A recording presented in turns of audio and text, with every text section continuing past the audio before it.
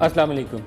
جیسے ہی پاکستان کے حالات افغانستان والی سائڈ پہ بہتر ہونے شروع ہوئے تو ویسے ہی ہماری بھارت والی سائڈ کے اوپر کشیدگی جو ہے اس میں بہت تیز رفتاری سے اضافہ ہونا شروع ہو گیا۔ اس کی بہت ساری وجوہات ہیں۔ ایک وجہ تو یہ ہے کہ پاکستان اور کابل کے تعلقات جو ہیں، اسلام آباد اور کابل کے تعلقات بڑے طویل عرصے کے بعد ان میں بہتری کی جانب ہمیں مائل نظر آئے۔ دوسرا یہ ہوا کہ جو ایک ملا عمر کے لیڈ طالبان گروپ ہے اس کی افغان حکومت کے ساتھ بات چیت کا عمل شروع ہو گیا۔ اشرف غنی کے ایڈمنسٹریشن کی پاکستان کے ساتھ معاملات وہ بہتر شروع ہو گئے۔ تو یہ ساری چیزیں ایسی تھیں۔ نارتھ وزیرستان آپریشن شروع ہوا، طالبان کے خلاف کارروائیاں ہوئیں، پاکستان کے اندر جو لوگ دہشت گردی کر رہے تھے ان کے خلاف بڑے پیمانے پر کارروائیاں ہوئیں، ان لوگوں کو ہٹ کیا گیا جن کے اوپر ہمارے سیکورٹی اداروں کا خیال یہ تھا کہ یہ را فنڈڈ یا انڈین فنڈڈ ایلیمنٹ ہے اور پاکستان کے اندر دھماکوں میں یا دہشت گردی میں ملوث ہے۔ اس کا رد عمل یہ ہوا کہ کبھی تو یہ الزام لگ جاتا ہے کہ یہاں در اندازی ہو گئی، کبھی کہتے ہیں کشتی آ گئی، کبھی کہتے ہیں کچھ ہو گیا۔ ابھی تازہ ترین یہ ہے، اور یہ عید سے پہلے عام طور پر یہ پیٹرن کئی سالوں سے دیکھا جاتا ہے کہ عید والے دن یا عید سے ایک آدھ دن پہلے وہ ورکنگ باؤنڈری اور لائن آف کنٹرول کے اوپر فائرنگ شروع ہو جاتی ہے۔ ویسے کہنے کو سیز فائر ہے، لیکن 4-5 شہری مار دینا کوئی بڑی بات نہیں ہے ان کے لیے۔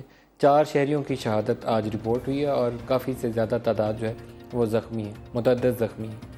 تو یہ صورتحال ہر سال آتی ہے، انہی دنوں آتی ہے۔ رمضان کے آخری دن ہوتے ہیں یا آغاز ہوتا ہے عید کا، تو ہمیں ادھر سے خبر چلنی شروع ہو جاتی ہے کہ ہمارے سیالکوٹ سیکٹر یا انہی ایریاز میں بھارت نے بلا اشتعال فائرنگ شروع کر دی۔ اور اس کا فالو آؤٹ یہ ہوتا ہے کہ جو بارڈر ایریا کے قریب لائن آف کنٹرول کے ارد گرد یا ورکنگ باؤنڈری کے ارد گرد جو آبادیاں ہیں وہ بے گھر ہو جاتے ہیں۔ ان کے اپنے پیارے جو ہیں وہ عید والے دن اگر کسی کے ساتھ یہ ہو کہ بارڈر پار سے فائر آیا اور وہ بندہ شہید ہو گیا تو اس کا اس فیملی کے ساتھ کیا بیتے گی۔ یہ ایک وتیرہ بن چکا ہے، ہر سال یہ ہو رہا ہے اور کئی سالوں سے ہو رہا ہے، اور اس چیز کو روکنا اور اس کو کنٹرول کرنا بہت ضروری ہے۔ الطاف حسین صاحب کی سٹیٹمنٹ کو بھی پروگرام میں ڈسکس کریں گے۔ وہ پہلے تو رینجرز اور فوج کے اوپر تھے، آج انہوں نے تازہ ترین بیان دیا ہے کہ زرداری اور فوج کے جرنیلوں کا پہلے سے ہی مکمکا تھا۔ آج بھی فوج اور زرداری کا مکمکا ہے۔ میں سمجھا زرداری واقعی پاکستان کو بنانا چاہتے ہیں، میں نہیں سمجھا پاکستان کھپے کھپے کا نعرہ کیوں لگا رہے تھے۔ پیپلز پارٹی والے جب زرداری کا ساتھ چھوڑ گئے تو میں نے ساتھ دیا۔ الطاف صاحب کہتے ہیں کہ زرداری صاحب کا فوج سے مکمکا تھا، تو یہ تو سارا کچھ سیٹ اپ تھا، ایسے ہی مجھے دکھانے کے لیے کیا۔ ہمارے ساتھ ہیں جنرل اطہر عباس صاحب اور طلعت حسین، معروف اینکر جیو پہ پروگرام کرتے ہیں، اور جنرل اطہر عباس صاحب فارمر ڈی جی ISPR ہیں۔ دونوں کو ویری وارم ویلکم۔ جنرل اطہر عباس صاحب آپ سے آغاز کروں گا۔ لائن آف کنٹرول پہ فائرنگ عید کے موقع کے اوپر یہ لگتا ہے کہ عید کے ساتھ بھارت نے طے کیا ہوا ہے کہ ضرور کرنی ہے۔ بھارت کا ایک جو اس پہ پالیسی تسلسل نظر آ رہا ہے، خاص طور پہ ان کی افواج کا، کہ لائن آف کنٹرول کے اوپر جب وہ چاہیں گے، جس موقع پہ چاہیں گے، وہ ٹیمپریچر کو ریز کر دیں گے، ہائی کر دیں گے، اور ایک جارحانہ اقدام کی ان کو جیسے کھلی چھوٹ ملی ہوئی ہے اپنی سیاسی حکومت کی طرف سے۔ اور چونکہ BJP کا بھی جو جارحانہ موقف رہا ہے پاکستان کے حوالے سے کہ کوئی بھی واقعہ ہوتا ہے اب پاکستان کے اوپر الزام لگاتے ہیں اور پاکستان کو ایپی سینٹر آف ٹیررزم کہتے ہیں، اور پوری کوشش یہ ہے جو سفارتی کوشش ہے ان کی اور سیاسی کوشش ہے کہ پاکستان کو آئسولیٹ کیا جائے۔ تو وہ اس کا ایک نمونہ یا جارحانہ اقدام جو ہمیں نظر آتا ہے LOC کی حالت پہ، وہاں ٹیمپریچر اس قسم کا ریز ہو جاتا ہے کہ وہ فائرنگ ہوتی ہے، اور اس کے رد عمل میں ہم بھی فائر کرتے ہیں۔ ان کے ہاں کی بھی رپورٹ ہے، کوئی ایک ان کے ہاں بھی کیجولٹی ہوئی ہے اور کوئی 3 زخمی ہیں جو بھارتی ٹی وی بتا رہا ہے، اور ہمارے ہاں کا جیسے کہ اطلاعات آئی ہیں کہ 4 لوگ شہید ہوئے ہیں اور نقل مکانی ہوئی ہے۔ تو یہ میرے خیال ہے فوج جو ہے ایک اس نے طے کیا ہوا ہے کہ وہ اب BJP کے ساتھ ان کا جو نیکسس ہے اس میں ایک بے انتہا جارحانہ قسم کی کارروائی ہے، اور دوسری طرف سے جو ان کی انٹیلیجنس ہے، خفیہ ادارے ہیں، وہ افغانستان کے راستے جو ہے وہ بلوچستان میں، کراچی میں، فاٹا میں، وہ اپنی ایک سائلنٹ کارروائی کرتے رہیں گے جس کا کہ ڈیمیج جو ہے وہ بہت ہی گہرا ہوگا۔ یہ ایک خاص پالیسی کا حصہ نظر آ رہا ہے جو بھارت کا موقف ہے۔ طلعت صاحب آپ کیا کہتے ہیں؟ ایک طرف افغان بارڈر ہے، بلوچستان کی صورتحال ہے، نارتھ وزیرستان آپریشن ہے، ساتھ ہی انڈیا والی سائڈ ہیٹ اپ ہو رہی ہے، دونوں کا آپس میں کوئی لنک ہے؟ یقیناً اس میں عظیم لنک تو بنتا ہے، اور لنک یہی ہے کہ پاکستان کو سرحدوں کے اوپر دونوں اطراف میں انگیج رکھا جائے۔ ظاہر ہے جب پاکستان دونوں طرف پر انگیج رہے گا تو نہ صرف یہ ہے کہ توجہ بڑھے گی، بلکہ اندرونی معاملات دہشت گردی کے حوالے سے اس کے اوپر بھی ایمفیسس بحث کی حد تک کم ہوتا ہوا نظر آئے گا۔ پھر دنیا بھر میں جو مقدمہ پاکستان کے خلاف بنایا جاتا ہے اس کے اندر اپنے زاویے سے اس کی تشریح کی جائے.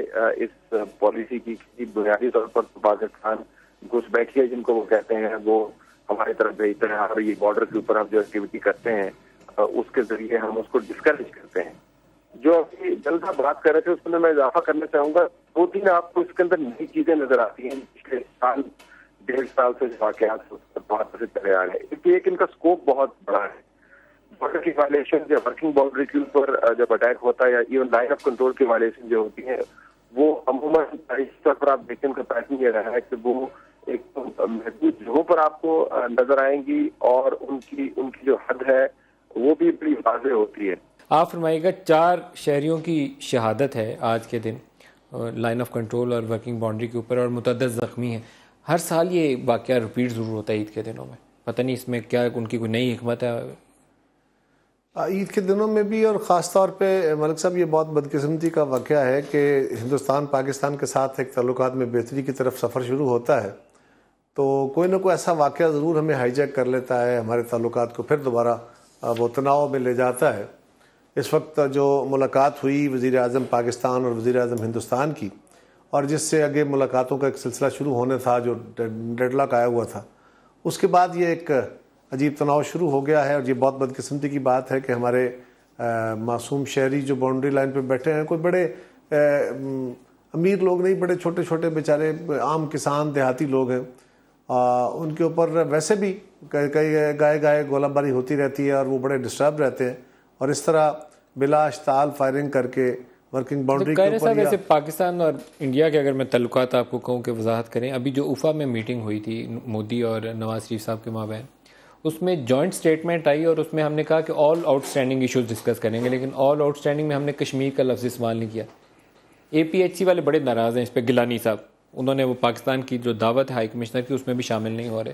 دوسرے والے میر وائز جو دوسرا گروپ ہے وہ بھی کہہ رہے ہیں ہم جائیں گے صحیح لیکن پروٹیسٹ کریں گے, کشمیر کا لفظ استعمال نہیں ہوا. یہاں نرمی دکھائی گئی کہ ٹھیک ہے یار جیسے بھی یہ معاملہ چلاؤ, ادھر سے وہ ٹھکا ٹھک گولیاں چلانی چاہ رہے. ندیم صاحب گزارش یہ ہے کہ یہ بڑا عجیب سا ایک معاملہ ہے, بڑا جذباتی سا ایشو ہے کشمیر ہمارا یقیناً, اور جینونلی ہے. ہم اپنے کشمیری بہنوں بھائیوں کے اس جسٹ جدوجہد کے ساتھ ہیں, ہر حال میں ساتھ ہیں. وزیر اعظم پاکستان کو یقیناً اس سینسٹیوٹی کا اندازہ ہے. شاید انہوں نے ایک مصلحت کے تحت کیا, لیکن اس کو کشمیری لوگوں نے اور پاکستان کے اندر بھی اس کو بڑا محسوس کیا گیا ہے. ہمارے ہاں ایک سٹینڈرڈ پروسیجر یا سٹینڈرڈ جملہ ہے کہ all out standing issues including Kashmir, وہ اگر نہیں آیا تو اس سے لوگوں کو ایک خدشات و جو خطرات محسوس ہونے شروع ہو گئے. میں نہیں سمجھتا کہ کوئی حکومت اس پوزیشن میں ہو کہ وہ کشمیر کے ایشو کو اگنور کر کے ہندوستان سے تعلقات بہتر کر لے. جناب طلباء صاحب اس پہ میں آپ سے بھی رائے لوں گا. یہ جو جوائنٹ سٹیٹمنٹ تھی اس کے اوپر کافی سیاسی جماعتوں, پیپلز پارٹی نے بھی اس پہ رد عمل دیا کہ all out standing issues including the issue of Kashmir, وہ ہم نے including the issue of Kashmir کا ذکر نہیں کیا. دوسری طرف جب وہاں بامبے اٹیک کے حوالے سے تفصیل سے لکھوی صاحب کی پوری کہانی بیان کی گئی کہ وائس سگنیچر کی ویریفیکیشن کروائیں گے, تو وہاں کیا برا تھا کہ اگر ہم سمجھوتا ایکسپریس پہ کرنل پروہت اور وہ سوامی اسیم انند کی بھی تفصیلات مانگ لیتے. اس طرح کے بہت سے اور واقعات ہیں. تو وہ ایک طرف تو ہمیں لگا یہ کہ چارج شیٹ آ گئی ہے, دوسری طرف ہم کچھ بھی نہیں بولے. جی میں سمجھتا ہوں کہ یہ درست ہے. قاہرہ صاحب کی بھی بات کی میں تائید کرتا ہوں کہ اگر اس میں وہ شامل ہو جاتا تو بہت زیادہ بہتر تھا پاکستان کے موقف کے لیے بھی, کشمیریوں کے بھی موقف کے لیے بھی. اور کس قسم کی مصلحت رہی ہوگی جو ہماری رولنگ پارٹی ہے, پرائم منسٹر ہے, ان کے ذہن میں وہ وضاحتیں ظاہر ہے اب وہ بھی سامنے آ گئی ہیں سرتاج عزیز صاحب کے حوالے سے, طارق فاطمی کے حوالے سے. لیکن جو ایک بات ہے جو نظر آتی ہے وہ یہ ہے کہ somehow India is in a state of denial in Kashmir. ایک تو یہ بات ہے پولیٹیکلی, اور دوسری یہ ہے کہ جہاں تک ان کی فوج کا سوال ہے, انہوں نے جو طے کیا ہوا ہے کہ armed forces special power act جو ہے اس کو کوئی نہیں چھیڑے گا. اور جس وقت بات ہوئی ہے خاص طور پہ عمر عبداللہ صاحب کی منسٹری کے زمانے میں کہ ہم اس کے اوپر بحث کریں گے اسمبلی کے اندر اور اس کو ختم کرنے کی سفارش کریں گے مرکزی حکومت سے, اس وقت آپ نے دیکھا کہ ایک دم سے انڈین آرمی نے LOC کو ہیٹ اپ کرنا شروع کر دیا. اور آپ نے دیکھا اس میں اینٹنی صاحب تھے جن کو انہوں نے بڑا امبیرس کیا کہ ان کا ایک اسٹیٹمنٹ، دوسرا اسٹیٹمنٹ، تیسرا اسٹیٹمنٹ، تو اس حوالے سے ان کو بی جے پی کے سامنے جا کے اپنی اسمبلی میں معافی مانگ رہے تھے، اور وہ ایک عجیب ہی مذاقہ خیز صورتحال بن گئی تھی۔ پھر کرن سیکٹر کا ایک بہت مشہور واقعہ ہے جس میں انہوں نے باڈیز دکھائیں کہ یہ پاکستانی کی باڈیز ہیں، انڈین میڈیا نے اس کو ایکسپوز کر دیا۔ انڈین آرمی کسی صورت بھی یہ نہیں چاہتی کہ انڈیا کا جو کشمیر کا مسئلہ ہے اس وقت، اس میں کوئی پولیٹیکل پیش رفت ہو یا پاکستان کو کوئی کنسیشن دی جائے یا ڈائلاگ جو ہے اس میں سر فہرست کشمیر کا معاملہ ہے۔ یہ میرا خیال ہے اب افسوس کے ساتھ میں کہوں گا کہ کارگل کے بعد انڈین آرمی نے اپنے آپ کو ری اسرٹ کرنا شروع کیا ہے، اپنے بجٹ کو بہت بڑھایا ہے، اپنی پوزیشن کو پولیٹیکلی بڑا اسٹیبلائز کیا ہے، اور انہوں نے سیاچن کا معاملہ جو ہے پورا پولیٹیکل معاملہ تھا وہ اس کو ویٹو کر دیا، اپنی حکومت کو اجازت نہیں دی اس بات کی کہ اس معاملے کو پاکستان سے سمجھوتا کر لیں، اور جو ہم کہتے تھے کہ لو ہینگنگ فروٹ ہے اور یہ ممکن ہے اس کا مسئلے کا حل نکل آئے گا، وہ انہوں نے ویٹو کر دیا۔ تو اس وقت کشمیر کے حوالے سے نظر آتا ہے پوری ڈومینیٹ کر رہی ہے انڈین آرمی، اور اس کا موقف جو ہے وہ پولیٹیکل قیادت جو ہے، سیاسی قیادت، وہی اس کو مان رہی ہے اور آگے بڑھا رہی ہے۔ قاہرہ صاحب آپ فرمائیے گا کہ ٹیررزم کے اوپر انہوں نے کہا کہ یہ جو نیشنل سیکورٹی ایڈوائزر لیول کے اوپر بات چیت کرتے ہیں، حالانکہ ہمارے سرتاج عزیز صاحب کے متعلق یہ بھی آیا کہ یہ کیبنٹ لیول کے ہیں، وہاں صرف ایک گورنمنٹ آفیشل ہیں جن سے مذاکرات ہونے ہیں، لیکن پھر بھی پاکستان نے اوکے کر دیا، لیکن کشمیر کے اوپر کہا کہ ٹریک 2 بیک چینل استعمال کریں گے۔ اب میں سمجھتا ہوں جی اس کو بیک برنر پہ تو نہیں رکھا جا سکتا کسی بھی صورت میں، بیک برنر نہیں ہے، بیک چینل ہے، انہوں نے کہا ویسے بیک چینل پہ وہ بھی بیک برنر ہی ہے ایک طرح کا۔ Back channel track two diplomacy, کبھی اس میں کوئی پیش رفت ہوتی ہے، کبھی نہیں ہوتی ہے، اور اس کی بھی انٹرپریٹیشن اپنے اپنے لیول پہ ہوتی ہے، کیونکہ لوگوں کو اس کا پتہ نہیں ہوتا، پھر اس کی ازمپشنز ہوتی ہیں، آپ کوئی خیال کرتے ہیں، میں کوئی خیال کرتا ہوں۔ ندیم صاحب اس وقت نا جی ایک بڑی مشکل صورتحال یہ ہے کہ ہندوستان ایک بڑی طاقت کے طور پہ ایمرج ہوا ہے، ایک بڑی اکانومی ہے، ایک بڑا ملک ہے، ایک بڑی فوج ہے۔ اس کا مطلب یہ نہیں ہے کہ ہم بڑے کمزور ہیں، لیکن ہم اپنا دفاع کرنا میں بہرحال بڑے باصلاحیت بھی ہیں، اور ہمیں اس پہ آتا بھی ہے، کریں گے بھی، اللہ نہ کرے وہ وقت آئے کہ ہمیں ایسی صورتحال کا سامنا کرنا پڑے۔ لیکن ایک طاقتور کا جو زوم ہوتا ہے، طاقت کا گھمنڈ جو ہوتا ہے، اس کے ساتھ جو عالمی طاقتوں کا اشتراک جو ہے، اور پاکستان کی اپنی انٹرنل سیکیورٹی سچویشن اور جو حالات ہمارے گھر کے اوپر ہیں، ڈیموکریٹک بھی اور ادروائز بھی، جو دہشت گردی کے حوالے سے بھی ہیں ہمارے خطے میں، اور فسادات کی جو صورتحال ہے، اس نے پاکستان کو انٹرنلی اور پاکستان کی قیادتوں کو کمزور کر رکھا ہے دنیا کے سامنے، اور ہندوستان کو راہ راست پہ رکھنا اور ڈائلاگ کا پروسیس ان کے ساتھ بحال جاری رکھنا یہ خاصا مشکل کام ہے اس وقت کی حکومتوں کے لیے۔ بی جے پی کی گورنمنٹ جو آئی ہے، اس میں یہ پہلی دفعہ یہ زیادہ ایکسٹریم کی طرف گئے ہیں۔ بی جے پی کی گورنمنٹ تو واجپئی کی بھی تھی، اور انہوں نے پاکستان آ کے پاکستان کے وجود کو تسلیم کر کے مینار پاکستان وزٹ کر کے کچھ سگنل دیے تھے۔ تاثر یہ تھا کہ بی جے پی وہاں جو ایکسٹریم پوائنٹ آف ویو کو ریپرزینٹ کرتی ہے وہاں وہ ہو، اور یہاں مسلم لیگ جو ہے، جو ہمارے ہاں رائٹ ونگ کو اور سیکیورٹی کے کنسرنز کو آپ کہہ لیجیے چلے، ان کو ریپرزینٹ کرتے ہیں جنرلی سینٹیمنٹ کو۔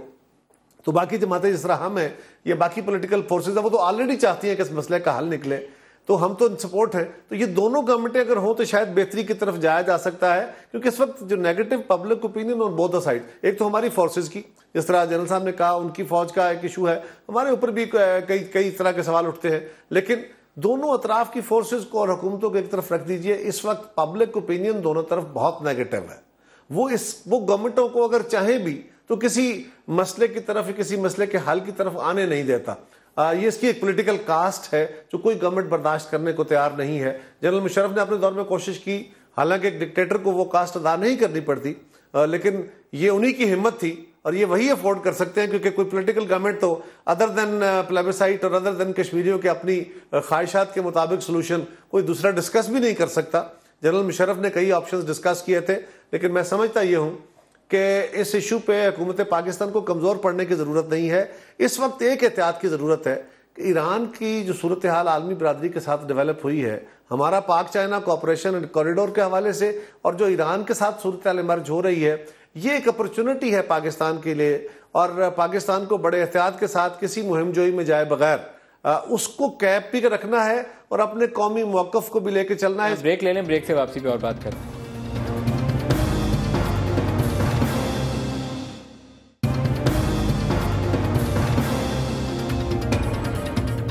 پروگرام میں دوبارہ خوش آمدید کہتے ہیں. جنرل اطہر باز صاحب اور قمر زمان قاہرہ صاحب ہمارے ساتھ ہیں اور ہم بات کر رہے ہیں لائن آف کنٹرول اور ورکنگ باؤنڈری کے اوپر جو کشیدگی ہے. جنرل اطہر باز صاحب، مسئلے کا کوئی دیرپا حل ہے ذہن میں؟ کیونکہ ابھی ذکر ہو رہا تھا جنرل پرویز مشرف کا، انہوں نے بھی 4 ریجنز کی تجاویز دی تھی. ہم نے سید علی گیلانی سے 2-4 روز پہلے بات کی تو انہوں نے کہا جنرل پرویز مشرف نے مجھ پہ بہت دباؤ ڈالا تھا کہ آپ یہ مان لیجئے، لیکن مجھے لگا ورکیبل نہیں ہے تو میں نے انکار کر دیا، تو وہ بہت خفا ہوئے. میں یہ کچھ عرض کرنا چاہتا ہوں بہت عزت و احترام سے قاہرہ صاحب کے ساتھ، جن کی میں واقعی بہت دل سے عزت کرتا ہوں اور احترام کرتا ہوں، لیکن معذرت کے ساتھ پاکستان اور انڈیا کی بات چیت میں اوپن چینل یا فرنٹ چینل یا official in the public clear media کے سامنے کوئی بھی بات چیت جو ہے وہ آگے نہیں چل پائے گی، کیونکہ دونوں طرف انتہا سے زیادہ جذباتی لوگ ہیں. اور اس وقت کا جو میڈیا ہے، خاص طور پہ ہندوستانی میڈیا، جس نے کہ بالکل اسپیس ختم کر دی ہے اپنی پبلک کی، کسی بھی اگر مصالحتی عمل وہ چاہیں گے وہاں کی لیڈرشپ پاکستان کے ساتھ جاری کرنا یا طے کرنا، وہاں ان کی اپنے میڈیا نے پبلک میں اسپیس ختم کر دی ہے اور یہ ان کی لیڈرشپ بھی اس میں شامل ہے. اور اب دیکھتے ہی دیکھتے ہم نے دیکھا کہ پہلے پاکستان کا میڈیا یا پاکستان کی پبلک کا یہ موقف نہیں تھا، یہ رویہ نہیں تھا، لیکن دیکھ کے رد عمل کے طور پہ میرے خیال سے وہ اسپیس پاکستان میں بھی ختم ہو گئی ہے یا ہوتی جا رہی ہے. دوسری چیز میڈیا کے حوالے سے کہ یہ جو اس وقت دونوں میڈیا کی جو وار ایک چل رہی ہے، رد عمل ادھر سے آتا ہے ادھر سے ایک ایکشن ہوتا ہے، اس کے اندر جو ہے اس وقت گنجائش بالکل ختم ہوتی جا رہی ہے. اور افسوس کی بات یہ ہے کہ لیڈرشپ کا کام ہے پبلک کو کنٹرول کرنا، ان کے ہائپ کو ایک لیول پہ رکھنا تاکہ اسپیس رکھیں کہ کل کو آپ کو بات کرنی پڑے گی تو وہ اسپیس اپنی خود ختم نہ کر دیں. اور جو آخری بات میں کرنا چاہوں گا وہ یہ کہ اس وقت ہندوستان نے جو دیکھا ہے کہ پاکستان ایک ایسے مصالحتی عمل کا حصہ بنا ہے جو پورے خطے میں ایک گیم چینجر ثابت ہوگا. افغانستان اس میں شامل ہے، چین اس کا گارنٹر بن رہا ہے، یو ایس اس کا گارنٹر ہے، اور روس کی بھی حمایت شامل ہے. اور اسی کے ساتھ ساتھ ہم دیکھ رہے ہیں جو ایران کا معاہدہ ہو رہا ہے جس پہ قاہرہ صاحب نے تبصرہ کیا، میں اس سے مکمل اتفاق کرتا ہوں، لیکن ہم یہ دیکھ رہے ہیں کہ ایران افغانی طالبان کی مدد کر رہا ہے کیونکہ داعش جو ہے وہ اب ایک ابھر رہا ہے اس علاقے میں اور ایک ایسا خطرہ بن رہا ہے جو کہ کامن اینیمی کے طور پہ نظر آ رہا ہے. ہندوستان پاکستان کو آئسولیٹ کرتے کرتے اس وقت خود تناؤ ہوتا جا رہا ہے، خاص طور پہ اس عمل کے حوالے سے، اس لیے یہ کوششیں نظر آ رہی ہیں. اب جہاں تک رہ گیا حل کا معاملہ، ہم اتنے عرصے سے ہندوستان سے کہتے رہے ہیں کہ آپ کی جو پوزیشن آپ نے لی ہے کہ پاکستان سے اس وقت تک بات نہیں کریں گے جب تک ممبئی والوں کو پنش، تو وہ ممبئی سنڈروم سے ایک تو نکلیں، وہ ضروری ہے ان کے لیے، اور مصالحتی عمل کے دروازے کھولیں، کیونکہ آپ کی جو پوزیشن رہی ہے خاص طور پہ بی جے پی کے آنے کے بعد انٹینیبل، انریزنیبل اینڈ ارریشنل، اس پوزیشن سے کبھی بھی آپ کوئی بھی مسئلہ حل نہیں کر سکتے. بات چیت ہوگی، مسئلے کا حل ابھی نہیں نکلے گا، کل نہیں نکلے گا، لیکن ایک میں اور سوال آپ سے کر لوں پھر میں آپ کو خدا حافظ کروں گا. جب نواز شریف صاحب مودی کی وہ انوگریشن پہ دہلی تشریف لے کر گئے تھے تو میڈیا انٹریکشن میں انہوں نے کشمیر کا لفظ استعمال نہیں کیا. اس کے بعد فوری طور بھارتی میڈیا میں سب سے پہلے جو رد عمل آیا وہ یہ تھا کہ پرائم منسٹر آف پاکستان نے کے ورڈ یوز نہیں کیا، کشمیر کا لفظ استعمال نہیں کیا. اس کے بعد یو این میں استعمال ہوا، لیکن مودی کے ساتھ جو ملاقات تھی اس میں دوبارہ کے ورڈ کہیں بھول گئے، وہ آل آؤٹ اسٹینڈنگ ایشوز کہا، یہ نہیں کہا including the issue of Kashmir. یہ کیا مسٹیک ہے؟ کیونکہ 2 فورن آفس کے بڑے سینئر لوگ ساتھ سرتاج عزیز صاحب اور طارق فاطمی صاحب تھے، آپ اسے ایک غلطی سمجھتے ہیں؟ میں سمجھتا ہوں کہ خاص طور پہ پاکستان اور بھارت کے تعلقات میں نوانسز جو ہیں وہ دے میٹر اے لاٹ. حالانکہ ہم کہہ سکتے ہیں کہ یہ اوفا میں جو ہوا ایک سائیڈ لائن میٹنگ تھی، پاکستان کے وزیر اعظم جس موقع پہ بھارت گئے وہ ایک انویٹیشن تھا اور وہ ایک کرٹسی کال سمجھ لیں اس کو، یا سیریمنی اٹینڈ کرنا سمجھ لیں، اس کے اندر فارمل ہر قسم کا ایجنڈا جو ہے وہ اس میں شامل نہیں کیا جاتا ہے. لیکن میں پھر واپس اسی طرف آؤں گا کہ پاکستان اور بھارت میں یہ اتنے ایموشنل اور جذباتی معاملات ہیں کہ اس کے اندر آپ کو نوانسز کی بہت زیادہ فکر کرنی چاہیے اور کنسرن رہنا چاہیے کہ جو آپ کہیں گے آپ اس کے بعد you will come under that control. آپ ایک بار words are under your control till the time you have spoken, but once spoken you come under them. اب اگر آپ نے اس کو نہیں شامل کیا ہے آپ اس کا شکار رہیں گے اور جتنا کرٹیسزم آئے گا وہ ظاہر ہے اس کو آپ کو فیس کرنا. جنرل اطہر باز صاحب بہت شکریہ آپ ہمارے ساتھ رہے. ابھی جنرل اطہر بڑی اہم معاہدے کا ذکر کیا جو ابھی معاہدہ ہوا تو نہیں لیکن اس طرف پیش رفت ہے. ملا عمر کی سٹیٹمنٹ کے بعد اس کو باقاعدہ لیجیٹیمیسی مل گئی جب انہوں نے کہا کہ یہ بالکل گنجائش ہے اسلام میں اور یہ معاہدہ امن جو ہے اس کی انہوں نے باقاعدہ انڈورسمنٹ کر دی. اس کے اوپر چائنا بھی گارنٹی دے رہا ہے, امریکہ بھی گارنٹی دے رہا ہے, وہ کہہ رہے ہیں روس بھی حمایت کر رہا ہے, اور ایران اس لیے حمایت کر رہا ہے کہ داعش کا خطرہ جو افغانستان کی سرزمین پر ہے اس کو وہیں ختم کر دیا جائے.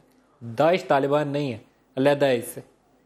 ندیم صاحب, میں آپ کے سوال پہ آنے سے پہلے چھوٹے چھوٹے دو لائنیں. ایک تو یہ کہ جی میں نے ہمیشہ یہ بات, میرا ویو یہ ہے کہ دونوں طرف جو پاکستان ہندوستان تعلقات ہیں اس میں پبلک اوپینین بڑا خوفناک ویو رکھتا ہے. جنرل صاحب نے بھی یہی کہا. میں سمجھتا ہوں کہ میڈیا کو اس وقت انیبلنگ ایٹماسفیئر قائم کرنے کی ضرورت ہے, سافٹ کرنے کی ضرورت ہے تاکہ گورنمنٹ بہتر پوزیشن میں آ جائے. دوسری بات یہ ہے کہ یوں تو آل آؤٹ اسٹینڈنگ ایشوز میں کشمیر کا ایشو آ جاتا ہے ان لارجر پرسپیکٹو, لیکن کیونکہ ہماری سٹینڈرڈ جو ورڈ استعمال ہوتے رہے ہیں اس میں یہ لفظ استعمال ہوتا رہا ہے, تو یوں محسوس ہوتا ہے کہ جیسے حکومت نے کوئی اپنے رویے میں سافٹنگ کی ہے یا ڈیویشن ہے یا کسی طرح کا کوئی کمپرومائز ہے. لیکن یہ پرائم منسٹر صاحب کو ایسا نہیں کرنا چاہیے تھا. ان کی ٹیم نے ان کے لیے ایک مشکل کریٹ کر دی ہے. فارن آفس کو اس پہ زیادہ محنت کرنے کی اس پر بہت محنت کرنے کی ضرورت ہے, اور اس کی ایک سیاسی قیمت ہوتی ہے جو ان کو ادا کرنی پڑ جائے گی. میں آپ کو تھوڑا سا انٹرپٹ کروں گا معذرت کے ساتھ. سید علی گیلانی بزرگ رہنما ہمارے ساتھ APHC سے. گیلانی صاحب السلام علیکم. وعلیکم السلام ورحمۃ اللہ وبرکاتہ. گیلانی صاحب بہت شکریہ, آپ ہمارے ساتھ شامل ہو رہے ہیں. فرمائیے, حکم کیا ہے؟ آپ نے عید کی دعوت قبولنے کی, کیا وجہ ہے اس کی؟ یہ کوئی اتنا بڑا مسئلہ ہے کیا؟ کیوں پاکستانی ہائی کمشنر کی دعوت کو ٹھکرا دیا آپ نے؟ نہیں, ہم نے کہا کہ ہم شریک نہیں ہوں گے. ٹھکرانا کیسے ہوا؟ وہ کیوں شامل نہیں ہو رہے گیلانی آپ صاحب؟ جیسا سینئر رہنما ہمارا بزرگ جو ہے جی, وہ ایک دعوت میں جہاں پہلے آپ جاتے ہوں اور آپ نہ جا رہے ہوں تو وہ ایک بڑا چنبے کا باعث تو ہے. قمر زمان کائرہ صاحب ہیں, پاکستان پیپلز پارٹی کے رہنما, وہ آپ سے بات کر رہے ہیں.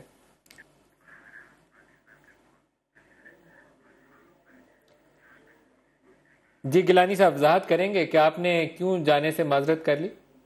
قمر زمان صاحب بول رہے ہیں کیا؟ جی قمر زمان کائرہ جی صاحب. میں قمر زمان کائرہ برس کر رہا ہوں.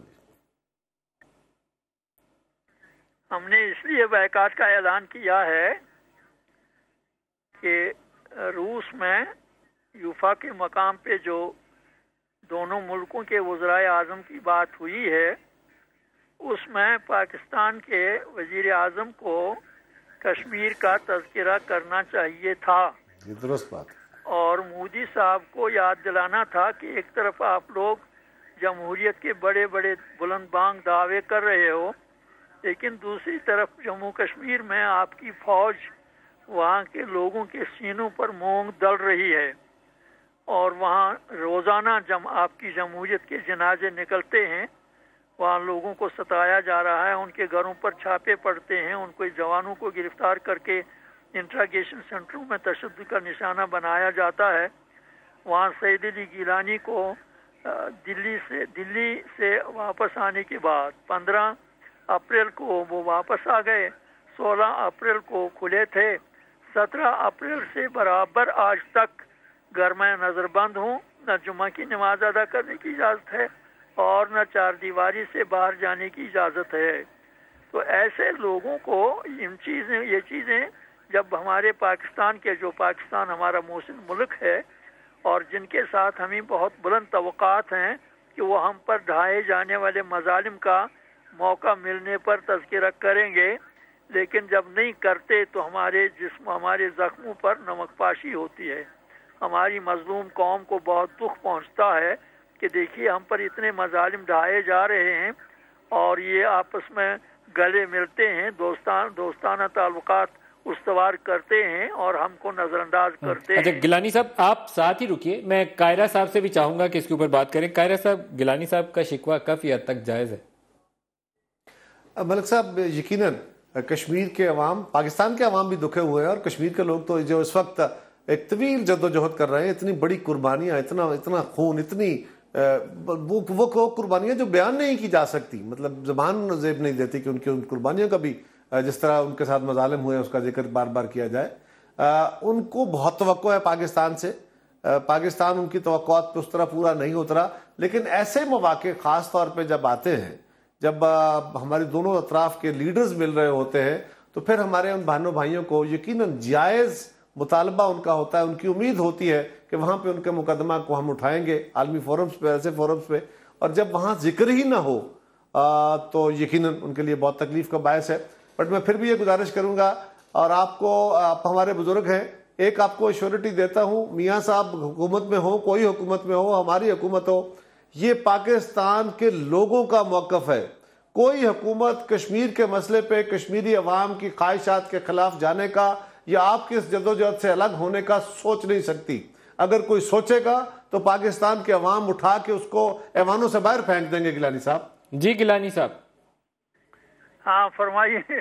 میں تو یہ عرض کر رہا ہوں کہ دعوے ایک طرف، لیکن اصل میں عمل ہونا چاہیے.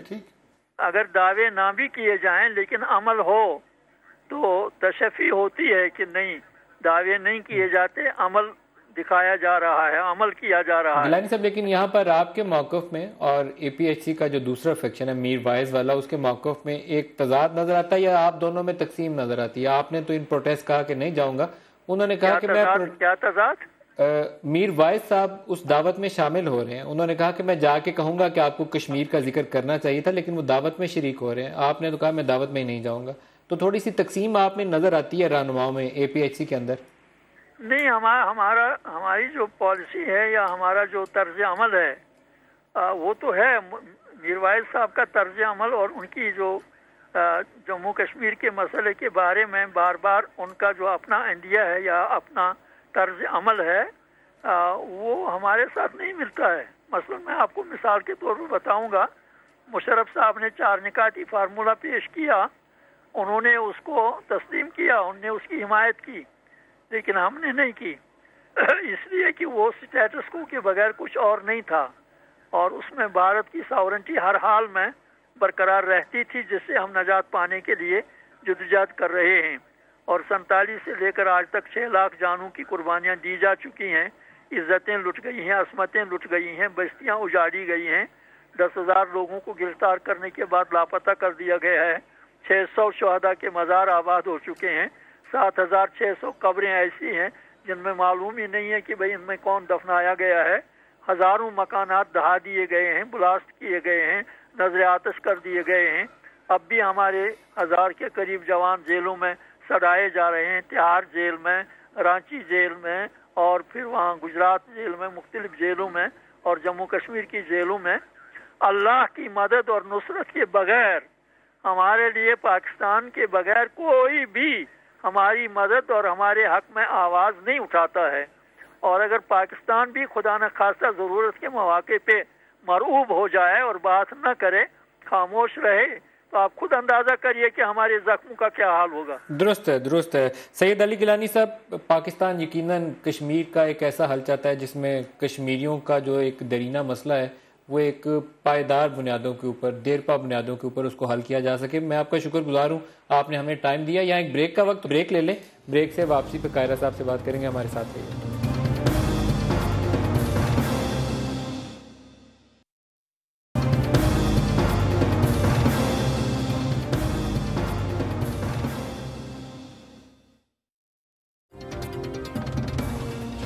پروگرام میں دوبارہ خوش آمدید کہتے ہیں. قاہرہ صاحب ہمارے ساتھ ہے. قاہرہ صاحب، ایک کامنٹ آپ سے لے لوں یہ خطے کی سیکیورٹی کے اوپر، پھر میں کراچی سچویشن پہ بھی چاہوں گا آپ سے بات کری جائے. پیپلز پارٹی کی حکومت تھی شرم الشیخ کے اندر، جب پہلی دفعہ یہ جوائنٹ سٹیٹمنٹ کا حصہ بن گیا کہ بلوچستان کے اندر انڈیا مداخلت کر رہا ہے، منموہن سنگھ اور یوسف رضا گیلانی کے مابین ملاقات کے بعد، اس کے بعد یہ انڈورسمنٹ ہوگی کہ انڈیا ان چیزوں پہ مداخلت کر رہا ہے. اب تو وہ خود کھلے عام کہہ رہے ہیں نا، ہم نے پاکستان توڑا، یہ کیا وہ کیا. تو ہماری جوائنٹ سٹیٹمنٹ اس کے بعد کمزور کیوں پڑ گئی؟ میرے لیے حیران کن امر یہی ہے کہ ہم تو ایک نسبتاً کمزور گورنمنٹ تھے، اور شرم الشیخ میں اس وقت ہندوستان کی پوزیشن ہم سے بہت سٹرونگ تھی. اس وقت بمبے بھی بہت پرانا نہیں تھا، اور اس وقت تک پاکستان کے اندر بھی صورتحال ایسی تھی کہ ہمارے لیے ان ایشوز کو جا کے وہاں ڈیفینڈ کرنا مشکل تھا. بٹ گیلانی صاحب نے اس معاملے کو اتنے اچھے طریقے سے ٹیکل کیا کہ اس ایشو میں کشمیر کا ایشو تو تھا ہی، آؤٹ سٹینڈنگ ایشو سارے، اور ایک نیا ایشو جو ڈالا گیا. مجھے وہ دن یاد ہے جب پرائم منسٹر صاحب، دونوں پرائم منسٹر بیٹھے تھے اور ہم جوائنٹ اسٹیٹمنٹ کو فائنلائز کر رہے تھے، تو ہمارے ہاتھوں میں وہ ڈرافٹ تھا. سلمان بشیر صاحب ہمارے فارن سیکرٹری تھے، ان کے فارن سیکرٹری اور یہ دونوں کھڑے تھے، اور انڈین فارن سیکرٹری نے جب یہ لفظ آیا نا بلوچستان، کہ بلوچستان میں ہندوستان کی انوالومنٹ کے اوپر بھی پاکستان کے تحفظ کو دیکھا جائے گا، تو وہ ان کا رنگ اڑ گیا، اور انہوں نے اپنے پرائم منسٹر کو بڑے غور سے دیکھا کہ جی یہ کیا. تو اس پہ گیلانی صاحب نے کہا جی کہ prime minister of India is on board with me, you please write it. تو منموہن صاحب نے کہا ہاں دس از ٹرو، اوکے یس. تو یہ ایک انیشیٹو تھا جو انہوں نے لیا، اور لیڈرشپ کا کام یہی ہے. میں بالکل اس بات کا قائل تھا اور رہوں گا کہ ہمیں لڑائی ہمارے پاس آپشن ہی نہیں رہا. جنگ ہندوستان اور پاکستان کے درمیان آپشن نہیں ہے. دونوں ایسی قومیں ہیں جن کے پاس بم ہے، ایٹمی ہتھیار ہیں، اور ہم جنگ افورڈ نہیں کرتے. ہاں اپنے دفاع کی بات اپنی جگہ، لیکن پاکستان ہندوستان کے درمیان جو تعلقات ہیں اس خطے میں اگر بہتری آنی ہے، یہ جو ایک اوفا میں اچھی پیش رفت ہوئی ہے کہ ہمیں ممبرشپ مل گئی شنگھائی کا تنظیم کی، تو اس سے بھی شاید میڈیشن کا اور ممالک کو ایک فورم کے اوپر پاکستان ہندوستان کو اکٹھا کرنے کا موقع ملے گا. بہت پازیٹیو ہے. آپ کی افغانستان فرنٹ کے اوپر ڈیولپمنٹ بڑی پازیٹیو ہے. آپ کے رشیا کے ساتھ تعلقات بہتر ہو گئے، بہت اچھا. چائنا اور امریکہ آپ کے پیس پروسیس شنگھائی تنظیم میں آ گئے، وہاں اکٹھے ہو گئے. پھر دیکھیں نا، سب سے بڑی بات یہ ہے کہ اگر پاکستان افغانستان کے، یہ پہلی دفعہ ہوا ہے کہ پاکستان افغانستان کے سیٹلمنٹ میں جو رول ادا کر رہا ہے اس کو چائنا بھی انڈورس کر رہا ہے. اس سے پہلے چائنا بیک ڈور چینل کے طور پہ تو ضرور رہے، رشیا بھی سپورٹ کر رہا ہے، ملا عمر بھی اگر سپورٹ کر رہے ہیں اور امریکہ بھی سپورٹ کر رہا ہے، تو یہ پاکستان کی ایک سکسیس ہے. میں سمجھتا ہوں کہ اس کو پاکستان کو کیچ کرنا چاہیے اور ہمیں تحمل سے، لیکن ہندوستان کو بھی اس معاملے کو دیکھنا ہوگا کہ ہندوستان میں جتنے انتہا پسندانہ جذبات وہ بڑھاتے چلے جائیں گے، جتنا وہ کشمیر کے معاملے کو پیچھے پھینکیں گے، پاکستان کے اندر، ہندوستان کے اندر بھی، کشمیر کے اندر بھی، اور خاص طور پہ پاکستان میں ہندوستان کے لیے یا ہندوستان کے حق میں فضا نہیں بن پائے گی.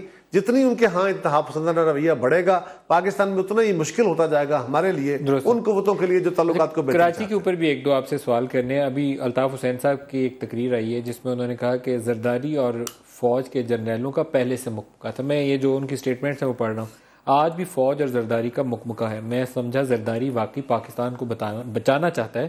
میں نہیں سمجھا کہ پاکستان کھپے کھپے کا نعرہ کیوں لگا رہا ہے. پیپلز پارٹی والے جب زرداری کا ساتھ چھوڑ گئے تو میں نے ساتھ دیا. یہ الطاف حسین صاحب نے ابھی آصف علی زرداری صاحب کے متعلق کہا. دیکھیے الطاف حسین صاحب مختلف موڈ سوئنگز میں ہوتے ہیں. جو بات انہوں نے کہی ہے میں تو اس کو کوئی اتنا کمنٹیبل نہیں سمجھتا کہ اس پہ کوئی بڑا کمنٹ کیا جائے. ٹھیک ہے، انہوں نے گلا اپنی جگہ، ان کا خیال تھا کہ جو انہوں نے اسٹیٹمنٹ دی ہے مسلح افواج کے بارے میں، اگر ان کا تجزیہ ہوتا یا ان کا کراچی کے حوالے سے کوئی گلا شکوہ ہوتا.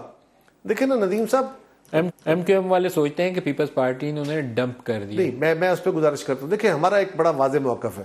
ذوالفقار علی بھٹو شہید کی شہادت کے بعد ہمارا ضیاء الحق سے شدید اختلاف تھا، شدید. ہم بڑے نقاد تھے، میں ان میں شامل تھا. ہم بڑی شدید تنقید کرتے تھے. ہم ملٹری کے رول پہ بھی تنقید کرتے تھے، سیاست کے اندر تھی اس وقت، لیکن ہم نے کبھی ابیوز نہیں کیا تھا، ابیوزو لینگویج یوز نہیں کی تھی. ہمارا تجزیاتی طور پہ یا ایک سیاسی طور پہ ہمارا جو آرگومنٹ تھا، ڈائلاگ جو تھا، اس میں ہم بات کرتے تھے. یہ جو الطاف حسین صاحب، اس سے پہلے بہت سارے ایشوز کے اوپر ہم نے ان کو سپورٹ بھی کیا، لیکن اگر اس طرح گالی گلوچ کی زبان اپنے اداروں کے لیے استعمال کی جائے گی تو وہ کسی صورت قابل قبول نہیں ہے. کراچی آپریشن پہ بھی ایک کامنٹ کر دیجیے. ہم فوج، زرداری صاحب ہمیشہ کہتے ہیں فوج ہماری ہے، اور زرداری صاحب کا ایک اور بڑا واضح موقف رہا ہے، بڑا واضح. انہوں نے ہمیشہ کہا، کبھی کبھی ہمارے کچھ دوست اگر جذباتی بھی ہوتے تھے نا جی، ہماری اوور الائنس میں بھی لوگ، تو زرداری صاحب ایک بات کہتے تھے کہ افراد سے لڑائی لڑی جاتی ہے، یاد رکھو ادارے اگر خراب ہو جائیں تو دوبارہ نہیں بنا کرتے. فوج ہمارا اثاثہ ہے، یہ ان کا بڑا واضح موقف تھا. فوج ہمارا اثاثہ ہے، یہ کمزور ہو گئی تو دوبارہ بلڈ نہیں ہوگی. باقی کمزوریاں دور ہو سکتی ہیں. اور دیکھ لو سارے یہ ریجن جو ہے پورا، جو ہمارا اس وقت عربین ریجن ہے، وہ شام میں، عراق میں صورتحال جو بنی ہوئی ہے، وہاں اتنی بڑی آرمیز تھی، کمزور ہوئی ہیں تو حالت کیا ہو گئی. ایک اور آپ سے کامنٹ لے لوں. جو بلاول کی ملاقات ہوئی وہاں کور کمانڈر کراچی اور ڈی جی رینجرز کے مابین، اس کے بعد لگا یہ کہ پیپلز پارٹی اور رینجرز میں جو تناؤ والی کیفیت پیدا ہوئی تھی اس کو آپ نے ایڈریس کر لیا. اچھی بات ہے جی. میں تو پہلے کہہ رہا تھا کہ یہ اٹس اے بیڈ ٹیسٹ نہیں ہونا چاہیے تھا. رینجرز اپنا کام کر رہی ہے. ندیم صاحب میں بڑا واضح طور پہ گزارش کروں، جس چیز سے ہمیں اختلاف تھا وہ تھا اوور اسٹیپنگ اپنے مینڈیٹ سے. رینجرز کو بلایا ہم نے، رینجرز کو سب سے زیادہ سپورٹ ہم کرتے ہیں، آج بھی کرتے ہیں. اور جو ہمارا اوور اسٹیپنگ کا ایشو تھا کہ کچھ ایشوز وہ ہیں جو ان کے نہیں ہیں، وہ نیب کے تھے یا ایف آئی اے کے تھے یا کسی اور فورم کے تھے، ان کو کرنے چاہیے. میں سمجھتا ہوں کہ اس وقت ملک کا ایک المیہ بہت بڑے عذابوں میں سے کچھ ایک بڑا عذاب کرپشن بھی ہے. اور کرپشن کے خاتمے کے لیے جب یہ ذکر ہوتا ہے تو اگر اس کے اوپر کوئی ٹیکنیکل بات بھی کی جائے تو لوگوں کو شک پڑتا ہے کہ شاید ہم کرپشن کو ڈیفینڈ کرنے لگ گئے ہیں. ایسا نہیں ہے. ایشو یہ ہے کہ کرپشن کے خاتمے کا طویل عرصے سے ہر حکمران نے آ کے یہی کہا، ہر آمر نے کہا، ہر سیاستدان نے کہا کہ کرپشن بڑی ہو گئی ہے، حالات ملک کے بڑے خراب ہو گئے ہیں، گورننس خراب ہو گئی، ٹھیک کرنی ہے، لیکن ہو نہیں سکی، صورتحال خراب ہوتی گئی۔ اب ہم یہ کہہ رہے ہیں، بار بار کہہ رہے ہیں کہ بھائی اس کو بٹس اینڈ پیسز میں، کراچی میں کرپشن، سندھ میں کرپشن، فلاں جگہ کرپشن، کون ٹھیک کرے گا؟ ایک ادارہ کرے گا، دوسرا ادارہ کرے گا، قمر زمان کرے گا، ندیم ملک کرے گا، ایسے نہیں ہونا۔ اس کو ایک ہولسٹک پکچر میں دیکھنے کی ضرورت ہے۔ پاکستانی ساری ریاست کے سارے اداروں کو ساتھ لے کے چلنا پڑے گا۔ کوئی ایک ادارہ اگر آپ کا خیال ہو کہ صرف نیب اکاؤنٹیبلٹی کر لے گا تو ایسا ممکن نہیں ہے۔ اگر یہ خیال ہو کہ کوئی فوج اکاؤنٹیبلٹی کر لے گی تو یہ نہیں ہے۔ اس کے لیے پرائم منسٹر صاحب کو لیڈ کرنا پڑے گا، جو یہ پرائم منسٹر کرے یا کونے والا کرے، اور اس کو پولیٹیکل لیڈرشپ، پولیٹیکل اونرشپ دینی پڑے گی، تب جا کے یہ لڑائی لڑنی پڑے گی، جس میں میڈیا بھی ساتھ دے گا۔ میڈیا کا بھی ساتھ اس طرح نہیں ہے۔ پروگرام کا وقت ختم ہو رہا ہے، میں آپ کا شکر گزار ہوں، آپ ہمارے ساتھ رہے۔ قمر زمان قاہرہ صاحب، طلعت حسین صاحب ہمارے ساتھ تھے، اس کے علاوہ جنرل اطہر عباس صاحب ہمارے ساتھ تھے، اور سید علی گیلانی صاحب ہمارے ساتھ تھے۔ سب کا بہت شکریہ۔ آج کے لیے اتنا ہی، اجازت دیجیے، خدا حافظ۔